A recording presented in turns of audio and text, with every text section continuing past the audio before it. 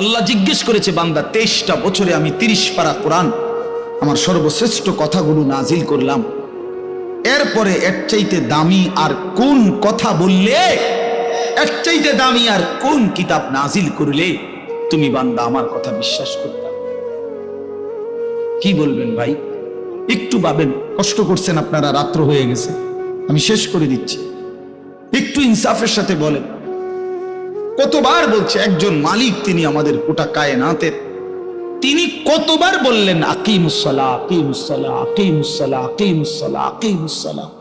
এরে বান্দা, নামাজ পড়ো, নামাজ পড়ো, নামাজ পড়ো, নামাজ পড়ো, নামাজ পড়ো। ইত্তাকুল্লাহ, ইত্তাকুল্লাহ, ইত্তাকুল্লাহ, ইত্তাকুল্লাহ। এতবার বললেন আল্লাহকে ভয় করো, গুনাহ ছাড়ো, গুনাহ ছাড়ো, গুনাহ ছাড়ো। ফাত্তাকুন নার, ওয়াত্তাকুন নার, জাহান্নাম থেকে বাঁচো, জাহান্নাম থেকে বাঁচো। খোদার কসম বাপ, আল্লাহ হাসরের ময়দানে জিজ্ঞেস করবে আমাদেরকে, বান্দা আর কেমনে বললে, কতবার বললে, আর কোন কথা বললে তুমি আমার কথা মানতা? বলো না ভাই। নওজোয়ান ছেলে, তোমরা বলো ভাই, যারা এক ওয়াক্ত নামাজ পড়ো না, কেন পড়ো না? কেন পড়ো না বাপ? বলো না ভাই। আল্লাহ আর কতবার বললে তুমি শুনতা? আল্লাহ জিজ্ঞেস করে। তাফসীরের মধ্যে আছে, উলামায়ে কেরাম বলে রাসূলুল্লাহ সাল্লাল্লাহু আলাইহি সাল্লামও জিজ্ঞেস করে হাসরের যে, উম্মত জানো তুমি 23টা বছর একটানা দিবা নিশি আমি কাঁদছি, আমি কাঁদছি উম্মত 23 বছর। নবী সাল্লাল্লাহু আলাইহি সাল্লাম জিজ্ঞেস করবে আমাদেরকে, 23টি বছর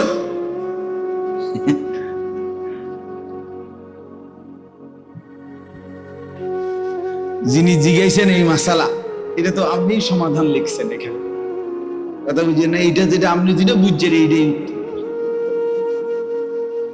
বুঝছেন। আচ্ছা, তো বলতেছিলাম যে মানে রাসূলুল্লাহ সাল্লাল্লাহু আলাইহি সাল্লাম আমাদেরকে জিজ্ঞেস করে, উম্মত আমি 23টা বছর দিবানিশি কাঁদছি তোদের জন্য, তোদের জন্য।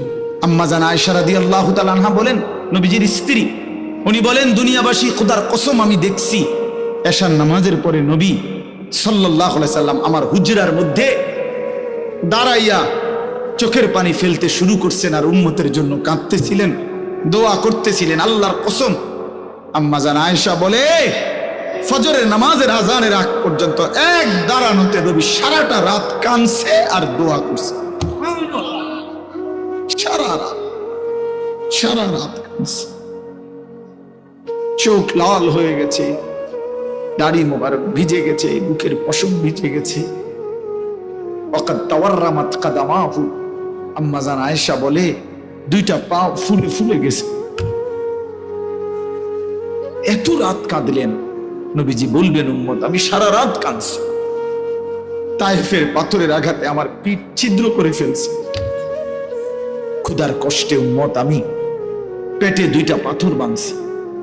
উহুদের দান দান শহীদ করা রক্তে বেহুশ হয়ে আমি পড়েছিলাম লম্বা সময়। এত কষ্ট সইলাম, এত কাঁদলাম, এত রক্ত ঝরাইলাম। আর কত কাঁদলে, কত রক্ত ঝরাইলে উম্মত তুমি আমার কথা মনে পড়তো? বলে জিজ্ঞেস করে আমার ভাই, আমি বলে গেলাম। নিজেদেরও ব্যস্ততা একটু বেশি এখন, এই জন্য বারবার আসতে। আমি তো কত আসছি আপনাদের আশেপাশে, কত মাহফিলে আসছি।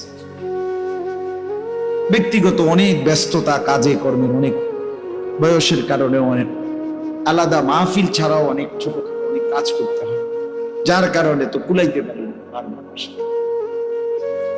আপনাদেরকে মনে করাই দেব, নবীজি জিজ্ঞেস করবে, আমি আর কত কাঁদলে, কতবার আমি রক্ত ঝরাইলে আমার কথা মনে পড়ত? কতবার? 30 বছর ধরে মিথ্যা বললা, কখনোই হারাম ছাড়লা না, আমার কথা মনে পড়ে নাই?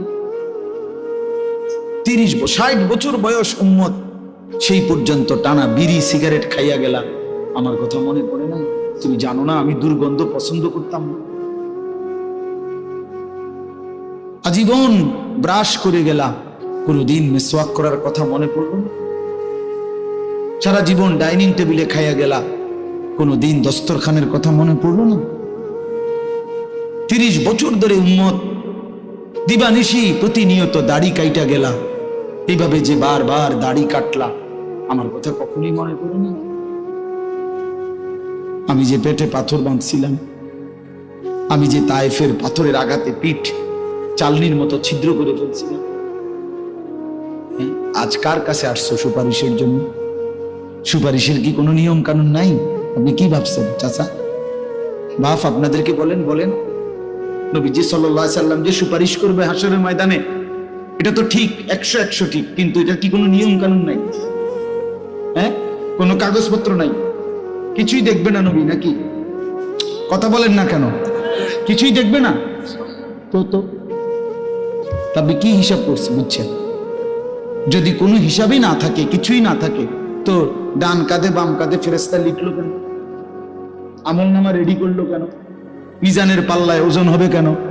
ফুলসেরাত পার হইতে হবে কেন? এটি কি? এগুলো বেহুদা কথা নাকি? তো এই জন্য কোরআন শরীফে স্পষ্ট আছে, বহু নাফরমান পাপী কোরআন শরীফে আছে, হাশরের ময়দানে আল্লাহ বলেন, ওমান আ'রাযা আন যিকরি ফাইন্না লাহু মাঈশাতান দানকা ওয়া নাহশুরুহু ইয়াওমাল কিয়ামাতি আ'মা।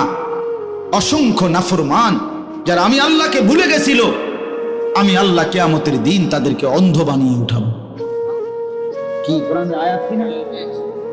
قال رب لما حشرتني أعمى وقد كنت بصيرا। নাফরমান বলবে হাশরের ময়দানে, রব্বুল আলামিন, এটা আপনি কি করলেন মাওলা? আমি তো দুনিয়ার জীবনে দেখতাম, আমি তো পুরাপুরি চোখওয়ালা ছিলাম, আজ আপনি আমারে কেন অন্ধ বানায় উঠাইলেন? قال رب لما حشرتني أعمى وقد كنت بصيرا। আল্লাহ তাআলা বলবেন, বান্দা, দুনিয়ার পুরাটা হায়াত তুমি আমারে ভুলে গেছিলা, আজকে হাশরের ময়দানে আমি আল্লাহ তোমাকে ভুলে গেলাম। কাযালিকা আতাতকা আয়াতুনা ফানাসিতাহা ফাকাযালিকাল ইয়াওমা তুনসা। বহুবার আমার আয়াত, বহুবার আমার বিধান মনে কি পড়ে বান্দা? কত লক্ষবার আজান হইছিল, 30 বছরে কত আজান শুনছিলা, কিন্তু আমারে একবারও সেজদা দাও নাই। বারবার ভুলে গেছো আমারে। 30 বছর মিথ্যা বলো, 30 বছর সুদের লেনদেন করেছো, 40 বছর ওজনে কম দিছো, কাস্টমার রে ঠকাইছো, 3 নম্বর মাল রে 1 নম্বর বলে গেছো। 30 বছর তোমার স্ত্রী কোনোদিন পর্দা করে নাই, মেয়েটা কোনোদিন পর্দা করে নাই, বিবি নামাজ পড়ে নাই। 30 বছর 50 বছর টানা লাগাতার তোমার ঘরে প্রতিদিন রঙিন টেলিভিশনে নাচ গান নর্তকীর ছবি নাটক সিনেমা চলতো। এইভাবে কেমনে আমারে ভুলে গেলা বান্দা? বাদুগা খাওয়াইছি দেখা মনে করছো আর কোনো হিসাব নাই? দুনিয়া তো আমি আল্লাহ খাইতে দেই, এটা তো আমি জন্তু জানোয়ারকেও দেই। কুলু ওয়া তামাত্তাউ কালিলান ইন্নাকুম মুজরিমুন। আল্লাহ প্রত্যেক নাফরমানকে ডাক দিয়ে বলে, নাফরমান, অল্প সময়ের জন্য আমার দুনিয়া খাও, ওয়া তামাত্তাউ, ভোগ করো, তবে মনে রাখো ইন্নাকুম মুজরিমুন, তুমি কিন্তু পাপী। সকালে 8টায় নাফরমান নাস্তা খাইতে বসছো, আল্লাহ বলে খাও, অসুবিধা নাই, বাধা দেব না, বান্দা খাও, কিন্তু মনে রাখিস বেঈমান ফজরের নামাজ পড়ো নাই। এটা শুধু মনে রাখো, পরে হবে, এখন খাও। রাতের 10টা বাজে নাফরমান খাইতে বসলা, আল্লাহ ডাক দিয়ে বলে, বান্দা খাও, অসুবিধা নাই, দুনিয়া এটা আমি কুত্তারেও খাওয়াই, দুনিয়া আমি কুত্তারেও খাওয়াই, তোরে খাওয়াবো না কেন বেটা? খা, ঠিক আছে খা, শুধু মনে রাখবি বেঈমান এশার নামাজ পড়ো নাই, হিসাব রাখছি। হ্যাঁ, ইন্নাকুম মুজরিমুন। আমি একটা ছোট্ট উদাহরণ দিলে বুঝবেন, মজার উদাহরণ। আমি কয়দিন আগে একটা জিনিস কিনছি এক লোকের থেকে, 100 টাকা দাম। বেটায় কইছে 100 টাকা, আমি বলছি 80 টাকা দিবেন। হে কইছে রাজি। আমি 100 টাকা মালটা আমারে দিছে, 100 টাকার নোট দিছি। এবারে হে বেটা আমারে 20 টাকা ফেরত দেয় নাই। আমি বলছি তো 20 টাকা দেন, আপনি কইছেন রাজি হয়েছেন, হেতে দেয় না। তো পরে আমি বললাম 20 টাকাও নেন, 100 টাকা পুরাই নিয়ে যান, মনে রাখেন শুধু দূর যে 20 টাকা জুলুম করে নিছে। বুঝেন নাই কথা? আপনি শুধু দূর মনে রাখেন, পরে এটি কথা হইব, হাসরের ময়দানে এগুলো কথা হইব, আরো বহুত কথাবার্তা আছে। হাসরের ময়দান তো আর 1-1.5 ঘন্টার না, প্রথম দিনই 50,000 বছর। একদিন কেউ একদিন করবোটা কি কথাবার্তা কেউ। হাসরের ময়দানের একদিন কত? 50,000 বছর। কোরআন শরীফের আয়াতে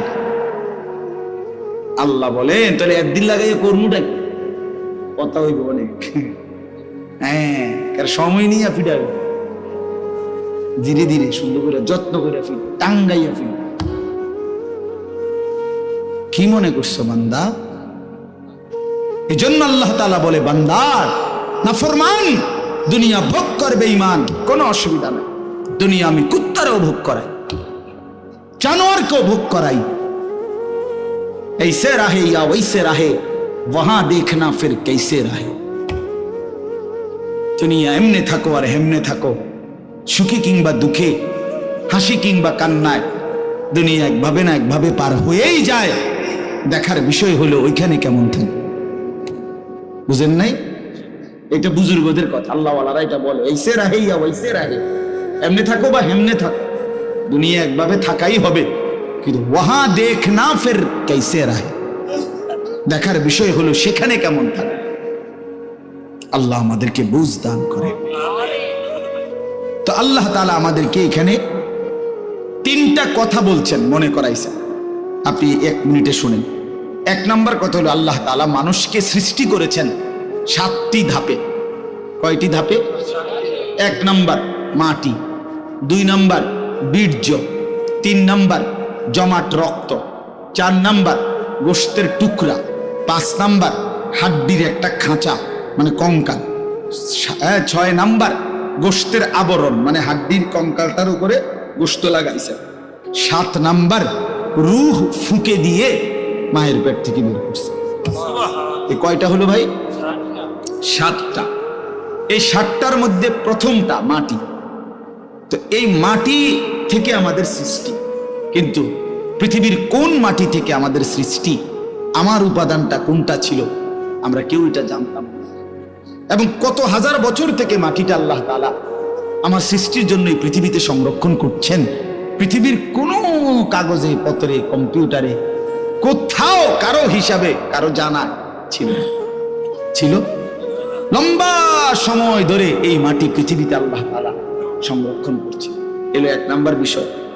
2 নাম্বার বিষয় হলো, মাটি থেকে সরাসরি বীর্য না, বরং মাটি থেকে একটি নির্দিষ্ট পরিমাণ খাবার জমিন থেকে উৎপন্ন করছেন আল্লাহ। সেই নির্দিষ্ট পরিমাণ খাবার থেকে খাদ্য, শস্য, শাক সবজি, গোশত, মাছ ইত্যাদি, ভাত, চাল, তো এগুলো আবার একটা নির্দিষ্ট পরিমাণ আমার আব্বা বক্ষণ করছে, বাবা। তো বক্ষণ করার পরে বাবার বীর্য তৈরি হয়েছে। তো বাবা মায়ের একটি নির্দিষ্ট মিলনে কোনো একদিন আল্লাহ তাআলা বাবা মায়ের উভয়ের বীর্য একত্রিত করে মায়ের জরায়ুর মধ্যে স্থাপন করেছেন।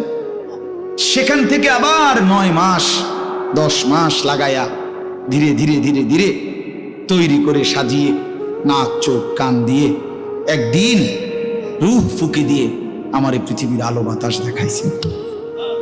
তো আল্লাহ তাআলা বলে, বান্দা আচ্ছা একটু ভাবো তো, সেই কতদিন তুমি মাটি ছিলা, কতদিন খাদ্যের উপাদান হিসাবে ছিলা, কতদিন তোমার বাবার বীর্য হিসাবে ছিলা, কতদিন পরে মা আর বাবার মিলন হয়েছে, সেখান থেকে আবার কতদিন লাগায়া তোমারে মায়ের পেটে রেডি করে পৃথিবীতে পাঠাইছি। এই যে লম্বা সময়, 1000 বছর, 100 বছর, যুগ যুগ ধরে, তো কেউ জানতো না তোমার নাম, তোমার কোনো উল্লেখ ছিল না, তোমার কোনো আলোচনা ছিল না, পৃথিবীতে তোমার কোনো হিসাব ছিল না, কোনো আদমশুমারিতে তোমার নাম ছিল না, কারো কোনো আলোচনায়, বিশ্লেষণে, পর্যালোচনায়, গবেষণায় তোমার কোনো নাম ঠিকানা ছিল না। আমি আল্লাহ এই সেই অনস্তিত্ব, অপরিচিত, অচেনা জগৎ থেকে আমি আল্লাহ তিল তিল করে ধীরে ধীরে লম্বা যুগ পার করে একদিন তোমার এই পৃথিবীর আলো বাতাস দেখাইলাম। আমি আল্লাহ একাই সেই আমাকে আইসা এই জমিনে পাঠাইবার পরে ভুলে গেলাম। কামটা করলা কি? কেমনে আমারে ভুলে গেলা বান্দা? আমারে ভুললা কেন? তুমি জানো আমি তোমারে কতদিন যাবত লালন করেছি, তোমারে বানাইবার জন্য আমি কত দীর্ঘ সময় ব্যয় করেছি। অথচ আল্লাহ তো কুন বললেই হয়ে যায়। কথা বলেন না? আল্লাহ কুন বললে হয় না? তো সেই আল্লাহ এত লম্বা সময় লাগিয়ে আমাদেরকে সৃষ্টি করেছেন। এই যে আল্লাহ বলেন, হাল আতা আলাল ইনসানি হিনুম মিনাদ দাহর, মানুষদের উপর দিয়ে লম্বা যুগের পর যুগ অতিবাহিত হয়েছে, লাম ইয়াকুন শাইআম মাযকুরা, যখন তাদের কোনো নাম নিশানা উল্লেখ করার মতো কোনো পরিচিতি বস্তু ছিল না। ইন্না খালাকনাল ইনসানা মিন নুতফাতিন আমশাজ, আল্লাহ বলেন এরপরে নির্দিষ্ট একটা সময়ে স্বামী স্ত্রী উভয়ের মিশ্র বীর্য থেকে আমি আল্লাহ মানুষকে সৃষ্টি করেছি। এখন প্রশ্ন হইল, এই কথাটা আবার বুঝেন, প্রশ্ন হইল কেন বানাইছে আল্লাহ মানুষকে? এতদিন লাগাইয়া কেন বানাইলেন? তো আল্লাহ তাআলা বলেন, নাবতালিহি নাবতালিহি, বান্দা এত লম্বা সময় লাগিয়ে তোমাকে বানিয়েছি পরীক্ষা করার। কি করার জন্য? এই আর 5টা মিনিট, এই কথা শেষ। পরীক্ষা করার জন্য, পরীক্ষা করার জন্য, পরীক্ষা করার জন্য, পরীক্ষা করার জন্য। পরীক্ষা কি? পরীক্ষা হইল আমি তোমার একটা নির্দিষ্ট হায়াত দিলাম, কাউরে 60, কাউরে 70, কাউরে 50, কাউরে 30, কাউরে 90, যাকে যেটুকু হায়াত দিছি, দুনিয়ায় থাকতে দিছি, এটুকু সময়ে পরীক্ষা করতে চাচ্ছি তুমি কি জান্নাতে যেতে চাও না জাহান্নামে যেতে চাও। এই পরীক্ষা, এই পরীক্ষার জন্য পৃথিবীতে থাকতে দিছি। বইয়া বইয়া বাত কতটি খাওয়ানোর লেগে, এনে বন সাবানের লেগে না, আর সিরিয়া গপ পারণের জন্য না, আর বিড়ি খাওয়ার জন্য না, আর চা দোকানে আলাপ করার জন্য না, আর মোবাইল টিপার জন্য। আল্লাহ বলেন পরীক্ষা করার জন্য। এখন আসেন, আল্লাহ তাআলা বলেন, বান্দা আমি যদি প্রশ্ন করি আল্লাহকে, আল্লাহ আমি পরীক্ষায় উত্তীর্ণ হওয়ার জন্য, আমি জান্নাতের রাস্তা পাওয়ার জন্য আপনি আমারে কি দিছেন? আমি পরীক্ষায় উত্তীর্ণ হওয়ার জন্য আমারে দিলেন কি? তো আল্লাহ তাআলা বলেন, আমি তোমারে 3টা জিনিস দিছি। কয়টা জিনিস? 1 নাম্বার, আমার সমস্ত হুকুম মানার যোগ্যতা আমি তোমার পুরা শরীরের মধ্যে 100 দিয়েছি। এমন একটি হুকুম নাই যেটা তোমার দেহে পালন করার মতো সক্ষমতা নেই, এমন কোনো বিধান আমার নাই। আমি আল্লাহ শরীরটাকে এমন যোগ্যতা দিয়েই বানাইছি যে আমার ইবাদত 100 মানার মতো যোগ্যতা সম্পূর্ণ বডি। সুবহানাল্লাহ, কারণ এটা আমি বানাইছি। কে বানাইছে? আল্লাহ বানাইছে। মনে করেন আমারে বলছে রুকু দিতে, কিন্তু আমার কোমরটাই মনে করেন বাঁকা হয় না, সোজা। তো তাইলে না আমি বলতাম যে আল্লাহ আপনি আমার উপরে জুলুম করছেন, আমার কোমরে বাঁকা হয় না, আমি আমারে কোন কি দিতাম? রুকু দিতাম। এটা কি এমন? আমারে আল্লাহ বললেন সেজদা দিতে, কারণ আমি নিচের দিকেই যাইতে পারি না, ঠিক আছে না? আমি নিচের দিকে যাইতে পারি, আমার কোনিও ভাঙ্গে না, আমার হাঁটুও ভাঙ্গে না, তো আমি সেজদা দিব কেমন? তো এমন যদি হতো তাইলে না আপনি বলতেন যে আমারে আল্লাহ তাআলা জুলুম করছে। কিন্তু আমাদের কি সেজদা দেওয়ার মতো সক্ষমতা জরিলের মধ্যে আছে? আছে কি না বলেন না কেন? রাত হইছে দেখে আমি বাড়াইতে চাচ্ছি না, বুঝাইতে চাইলাম আল্লাহ তাআলা আমাদেরকে ওযু, গোসল, নামাজ, রোজা, হজ, যাকাত, জিকির, তেলাওয়াত, দান, সাদাকা, সমস্ত গুনাহ থেকে বাঁচার পরিপূর্ণ যোগ্যতা আমাদের শরীরের মধ্যে দিয়েই আল্লাহ আমাদেরকে বানিয়েছে। এজন্য আল্লাহ বলেন 1 নম্বরে, ফাজআলনাহু সামিআম বাসীরা, আমি তোমাকে শুনবার জন্য কান দিয়েছি, দেখবার জন্য চোখ দিয়েছি। উদাহরণস্বরূপ 2টা বলছে, উদ্দেশ্য পুরা দেহ আমি সাজিয়ে দিছি যাতে করে আমার সমস্ত হুকুম মানতে পারো, নিষেধগুলো ছাড়তে পারো। এমন একটা বলো যেটা তোমার শরীরের সাথে মানানসই। মানানসই নবীজির একটা তরিকা বলেন যেটা আপনার আমার দেহের সাথে মানানসই না, এমন কি আছে? এমন কিছু? 2 নাম্বার কি দিলাম?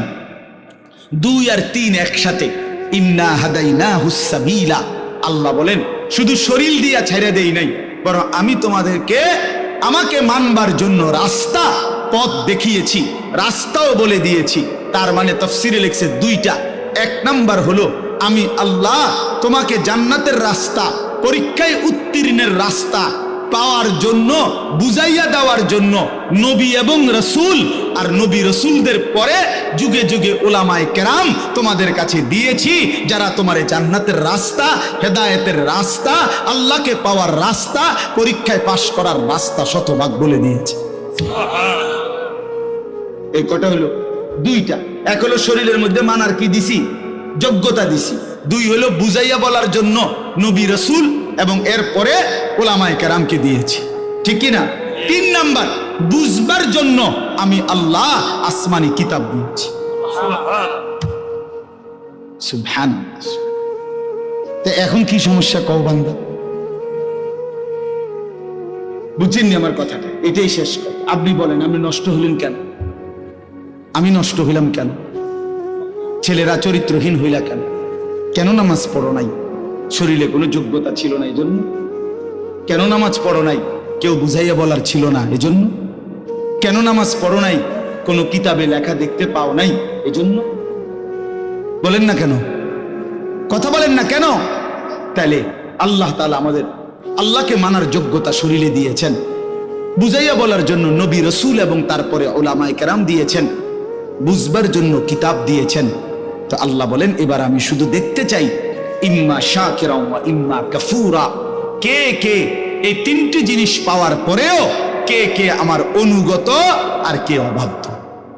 ঠিক আছে, চলো খাও, খাও দাও, ফুর্তি করো, দুনিয়া ভোগ করো, শুধু আমি খেয়াল রাখতেছি যে অনুগত কে, অবাধ্য কে। কথা বুঝছেন না? হিসাব হইতে আছে, হিসাব হচ্ছে। কথা বলেন না কেন? ডানে বামে কেউ লিখতেছে, হিসাব হচ্ছে। আল্লাহ বলেন পরে হিসাব খাতাপত্র পরে দেখাম, এখন খাও।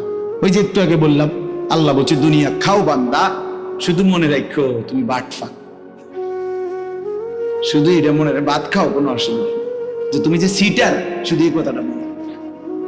তুমি হারাম কর, তুমি সুদ খো, ঘুষ খো, তুমি নির্লজ্জ, বেহায়া, বেহায়া, বেহায়া। আল্লাহর হুকুম যে মানে না সেটা বেহায়া।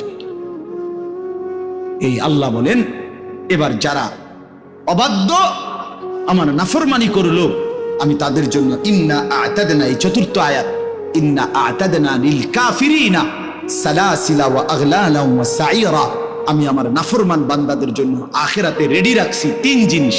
কয় জিনিস? 1 নাম্বার আগুনের শিকল, 70 গজ লম্বা, 70 হাত লম্বা আগুনের শিকল।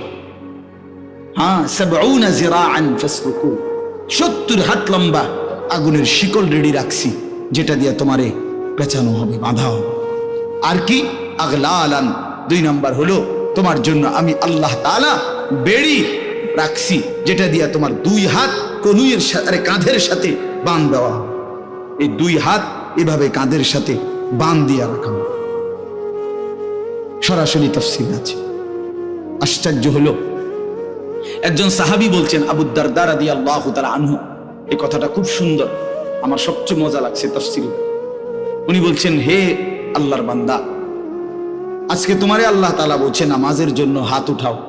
এমনি নামাজের জন্য হাত উঠাইতে হয় না? নামাজ শুরু করে কেমনে? হাত উঠাইতে হয় কিনা? তো বলেন আল্লাহ বলে, উনি বলেন যে আল্লাহ আজকে তোমারে বলছি নামাজের জন্য হাত উঠাও, তাইলে তোমার আখিরাতে জান্নাত মিলবে। তো তুমি হাতটা উঠাইলা না নামাজের জন্য। আল্লাহ বলছে, তিনি বলেন একদিন সত্যি সত্যি আল্লাহ হাসরের ময়দানে তোমার হাতটা উঠাবে, কিন্তু সেদিন হাতটা আগুনের বেড়ি দিয়া বাঁধ দিয়া দেবে। আজ উঠাইলে সেজদা হইতো, আজ উঠাইলে নেকি হইতো, আজ উঠাইলে জান্নাত মিলতো। সেদিন উঠাবে ঠিক, কিন্তু সেটা আর জান্নাতের জন্য না, জাহান্নামে ফেলবার জন্য। হাত উঠাইতে হবে। হাত কি? আজ তো সুন্দরভাবে উঠাইলা না, আজ উঠাইলে নেকি হইতো। আল্লাহ বলেন আর আমি রেডি রাখছি সমস্ত নাফরমানের জন্য জাহান্নামে না। এরপরে ইন্নাল আবরারা, শেষ, ইন্নাল আবরারা ইয়াশরাবুনা মিন কাসিন কানা মিজাজুহা কাফুরা। আল্লাহু আকবার। আল্লাহ তাআলা বলেন, আমি আমার নেককার বান্দাদের জন্য রেখেছি সুগন্ধিময় জান্নাতের ঝর্ণা কাফুর। এই কাফুর একটি ঝর্ণার নাম, জান্নাতের একটি স্পেশাল ঝর্ণা। এই কাফুর ঝর্ণা থেকে মিশ্রিত সুগন্ধিময় পানীয় শরাব আমি আল্লাহ আমার বান্দার জন্য জান্নাতে রেডি রাখছি। আমি মেহমানদারি করব শরাব দিয়ে, দুনিয়ার এই শরাব না, দুনিয়ার এই মদ না, জান্নাতের কাফুর মিশ্রিত শরাব। সুবহানাল্লাহ, সুবহানাল্লাহ। এই পানীয় এরপরে আরো আছে, আরো কি কি দিব এটি আমি পরে শুনি, আগে ফানি গায় এরপর রাইতে গেছে, আর বেশি দরকার, বাকিগুলো আছে সামনে। আইনান ইয়াশরাবু বিহা ইবাদুল্লাহ ইউফাজ্জিরুনাহা তাফজীরা।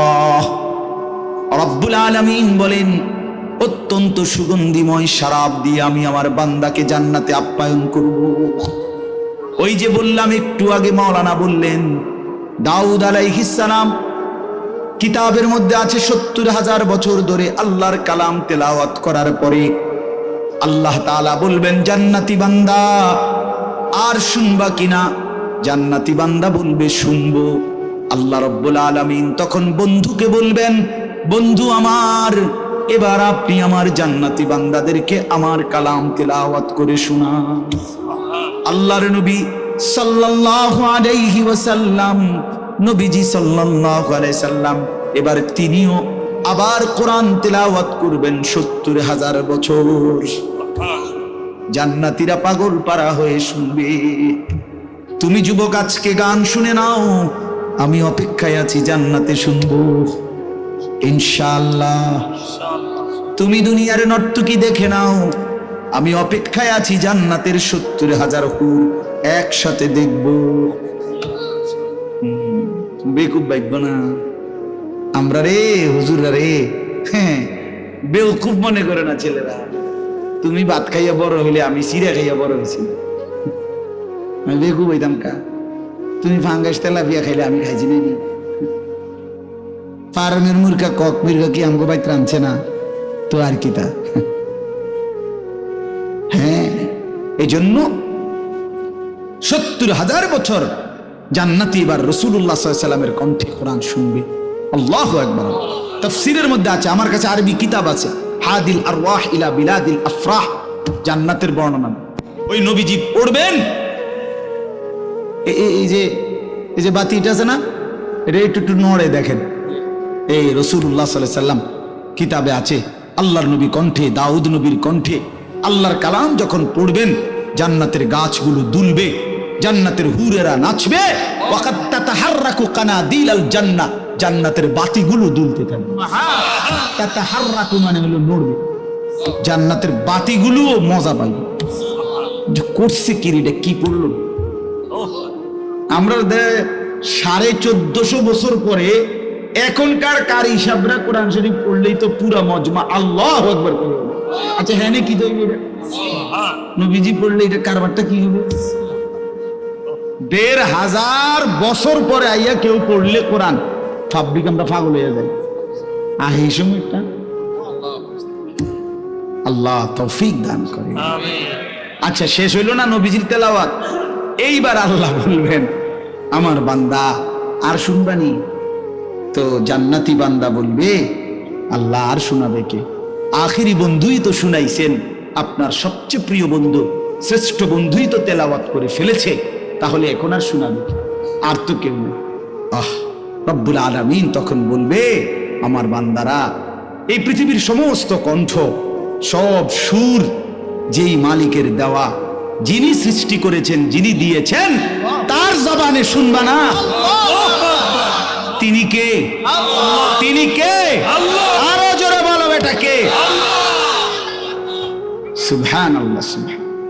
তো আল্লাহ তাআলা বলবে, এবার যুগে যুগে যেই আসমানি কিতাবগুলো আমি নাজিল করেছিলাম, আমি মালিকের জবানে শুনো, আমার কুদরতি কণ্ঠে শুনো বান্দা, আমি শুনাই, আমি শুনাই। আমি একটা বলার উদ্দেশ্য ছিল এই কথাটা। আল্লাহ যখন তেলাওয়াত শুরু করবেন, তখন আল্লাহ তাআলা ফেরেশতাদেরকে বলবেন, ফেরেশতারা শরাবের প্রতিটা গ্লাস আমার জান্নাতি বান্দাদের জন্য শরাবের গ্লাস আমার সামনে আনো, আমি নিজ হাতে আমার বান্দাদেরকে এক একজনকে আমি আল্লাহ নিজে জান্নাতের শরাব পান করাবো। ওয়াসাকাহুম রাব্বুহুম শরাবান তাহুরা, ওয়াসাকাহুম রাব্বুহুম শরাবান তাহুরা।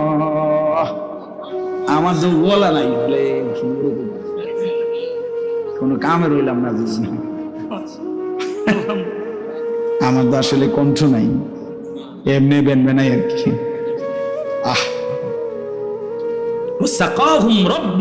আল্লাহ বলেন এবার রব নিজেই জান্নাতীকে সর্বোত্তম পবিত্র শরাব নিজে পান করে। আল্লাহ বলবে আমার হাত থেকে নাও বান্দা, আমার হাত থেকে। আল্লাহ আমাদের সবাইকে আল্লাহ ভালো হওয়ার তৌফিক দান। ছেলেরা বাবা নামাজ পড়বো, বাবা নিজের নষ্ট করো না। আবারও বলছি, একটু পরে আমরা যার যার সাথে আলাদা আলাদা, এজন্য ঠেলা ঠেলি ধাক্কা ধাক্কি না করি, নিজেদের মধ্যে মনোমালিন্য না করি, ঝগড়া না করি, নিজেদের মধ্যে কোনো রকমের দূরত্ব তৈরি করার কি দরকার? সবাই মিলে মানুষকে আল্লাহর দিকেই ডাকা দরকার, আল্লাহর ফেরি করা দরকার, আখিরাতকে ফেরি করা দরকার। আল্লাহ আমাদের সবাইকে ভালো রাখেন, কবুল করেন। আজকের এই মাহফিলটাকে আল্লাহ তাআলা বরকত দান করেন। আমি আসলে অনেক দিন হয়েছে আসতে পারি না, দেখে একটু বেশি সময় বলে ফেলি, রাত অনেক হয়েছে, আমারও খুব ক্লান্ত লাগতেছে। সেই দুপুর 12টায় বের হয়েছি, আমি সারাটা দিন দৌড়াইছি। আল্লাহ তাআলা আমাদের সবাইকে কবুল করেন, ভালো রাখেন। আলহামদুলিল্লাহ রাব্বিল আলামিন। মাওলায়ে কারীম আপনি মাফ